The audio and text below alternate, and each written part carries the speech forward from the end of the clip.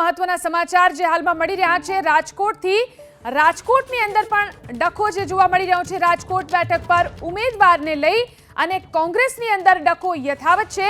વિક્રમ સુરાણીના નામને લઈ અને ડખો યથાવત જોવા મળી રહ્યો છે। રાજકોટ બેઠક પર ઉમેદવારને લઈને કોંગ્રેસની અંદર ડખો યથાવત છે। સોશિયલ મીડિયા પણ તે પ્રકારની પોસ્ટ કરી રહ્યું છે। વિક્રમ સુરાણીના નામની ચર્ચાથી બે જૂથ વચ્ચે અહીં વિવાદ જોવા મળી રહ્યો છે। શહેર કોંગ્રેસના ગ્રુપમાં કોંગ્રેસ નેતા હેમાંગ વસાવડાએ આરોપ લગાવ્યો છે વિક્રમ સુરાણીના નામને લઈ અને બે જૂથના નેતાઓ એકબીજા પર આરોપ લગાવી રહ્યા છે। એવું ક્યાંક સોશિયલ મીડિયામાં ફરી રહ્યું છે, પણ જે વસ્તુની મને પૂરી હકીકત ખબર નથી એટલે એનો હું જવાબ ના આપી શકું। બની શકે કે હકીકત સાચી પણ હોય અને ના પણ હોય, એટલે જ્યાં સુધી આપણે સ્પષ્ટતાથી આપણે ખબર ન હોય ત્યાં સુધી એ બાબતે હું કશું કહી શકું।